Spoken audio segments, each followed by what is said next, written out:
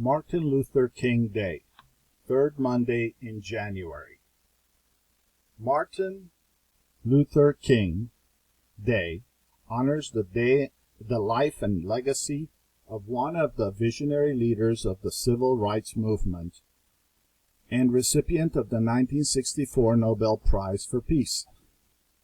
At a young age, Martin Luther King Jr. showed strong promise, skipping the 9th and 12th grades and entering Morehouse College at the age of 15. His beliefs in equality and brotherly love developed early as he listened to the sermons of his father and grandfather, both ministers. In late 1955, Martin Luther King Jr. received his doctorate degree in theology and moved to Montgomery, Alabama with his wife Coretta Scott King to preach at a Baptist church. There, as in many southern states, he witnessed the indignities suffered by African Americans as a result of racism, discrimination, and unjust laws. One law required all black passengers to ride in the back of public buses and to give up their seats to white passengers when the front of the bus was full. Dr. King knew that this law violated the rights of every African American. On December 1, 1955, a courageous black passenger, Rosa Parks, was arrested and jailed for refusing to give up her seat to a white man. In response to the arrest, black leaders organized a boycott of the public buses in the city of Montgomery. Dr. King was asked to lead the protest. Thousands of people, black and white, refused to ride the bus. Instead, they formed carpools as they walked. Dr. King urged people to demonstrate peacefully and not resort to violence.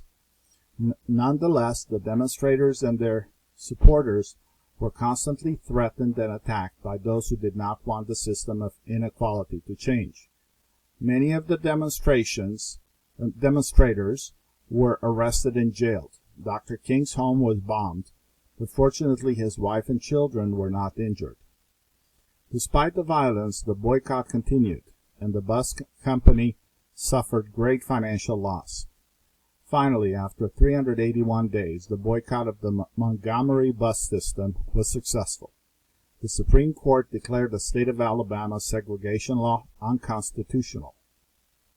Rosa Parks, the woman whose small act of protest inspired the bus boycott, was later named the mother of the civil rights movement.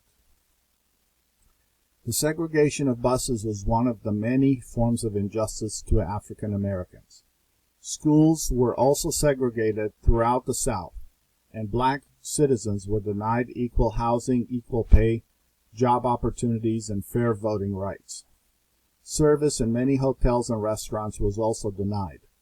The bus boycott brought international attention to these inequities and to the leadership of Dr. King. The continuing struggle for justice ultimately led to the civil rights movement. Dr. King was at the forefront of this movement and became seen worldwide as a symbol and voice for the cause of African Americans. In 1957, Dr. King and other ministers founded the Southern Christian Leadership Conference to advance the nonviolent struggle against racism. In the years that followed, Dr. King led many nonviolent demonstrations. He had studied the teachings of Mahatma Gandhi and believed strongly in the power of nonviolent protest. Some black leaders and other citizens vehemently disagreed with this philosophy. But King continued to remind his followers that their fight would be victorious if they did not resort to bloodshed. During the tumultuous years of the civil rights movement, Dr. King was jailed many times. From a jail in Birmingham, Alabama, he wrote the famous words, "Injustice anywhere is a threat to justice everywhere." One of the key events of the civil rights movement was the March on Washington on August 23, 1963.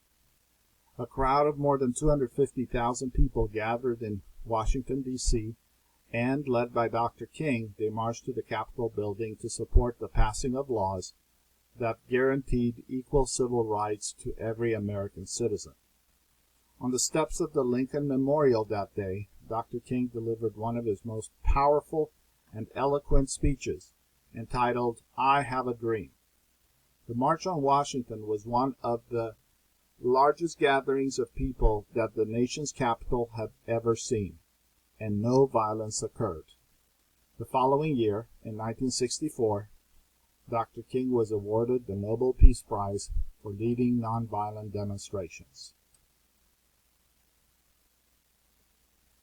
The following is an excerpt from the speech entitled, "I Have a Dream," delivered by Dr. Martin Luther King, Jr., on the steps of the Lincoln Memorial on August 23, 1963.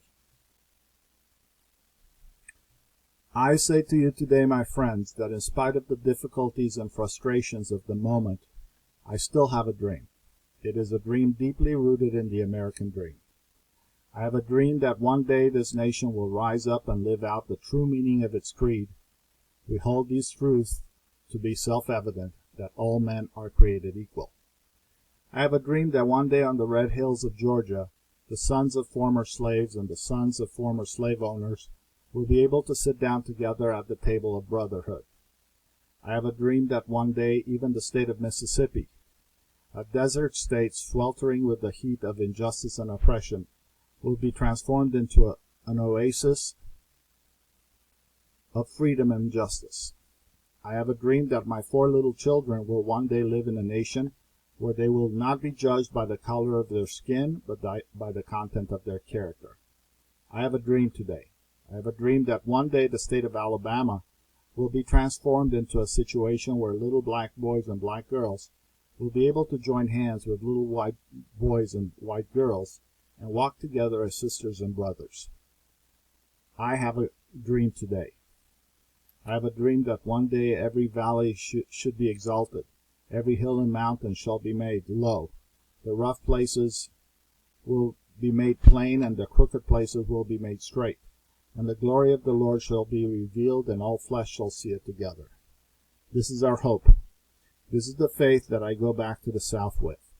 With this faith, we will be able to hew out of the mountain and despair a stone of hope. With this faith, we will be able to transform the jangling discords of our nation into a beautiful symphony of brotherhood. With this faith, we will be able to work together, to pray together, to struggle together, to go to jail together, to stand up for freedom together, knowing that we will be free one day. This will be the day when all of God's children will be able to sing with new meaning, "My country, 'tis of thee, sweet land of liberty, of thee I sing. Land where my fathers died, land of the pilgrim's pride, from every mountainside let freedom ring." And if America is to be a great nation, this must become true. So let freedom ring from the prodigious hilltops of New Hampshire. Let freedom ring from the mighty mountains of New York. Let freedom ring from the heightening Alleghenies of Pennsylvania. Let freedom ring from the snow-capped Rockies of Colorado. Let freedom ring from the curvaceous peaks of California.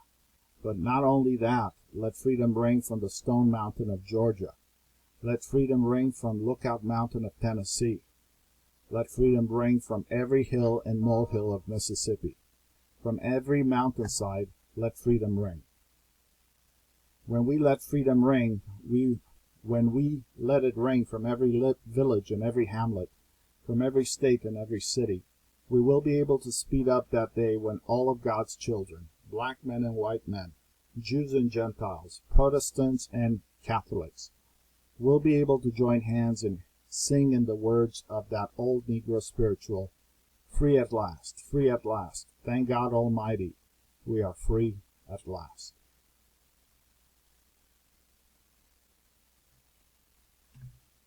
That same year, the Civil Rights Act of 1964 was passed, calling for equal opportunity in employment and education. Martin Luther King Jr. and thousands of others now knew that they had not struggled in vain. Yet there was still much work ahead to ensure that new laws were enforced and other inequities abolished. In the years that followed, Dr. King helped champion many legislative reforms, including the Voting Rights Act of 1965, which guaranteed black citizens the right to safely register and vote. That year, a record number of black voters went to the polls. On April 4, 1968, Martin Luther King Jr. was assassinated while supporting a workers' strike in Memphis, Tennessee. He was just 39 years old.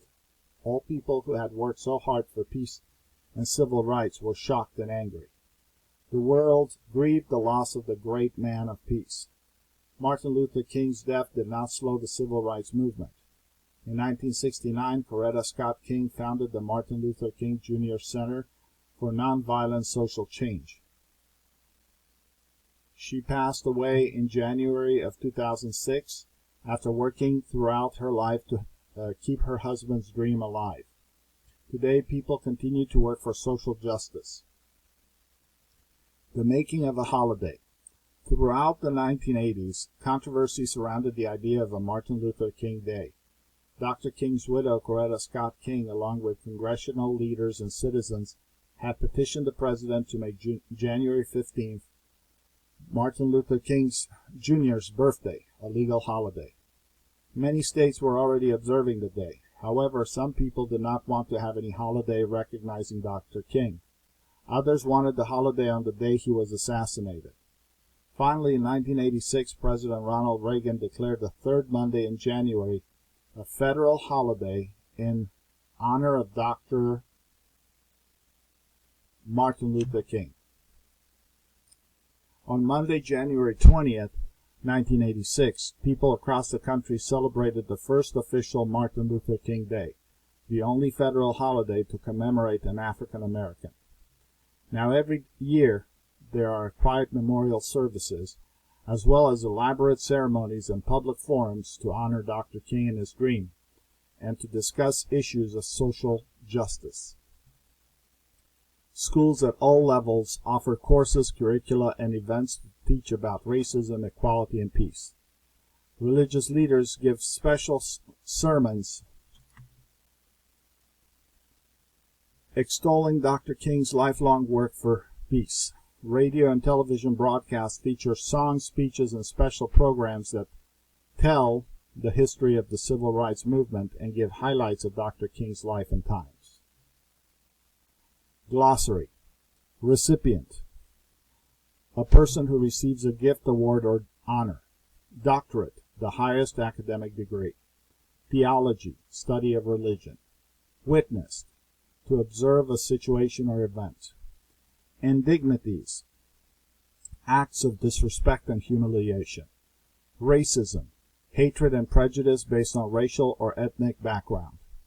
Discrimination, unfair treatment because of race, color, age, etc.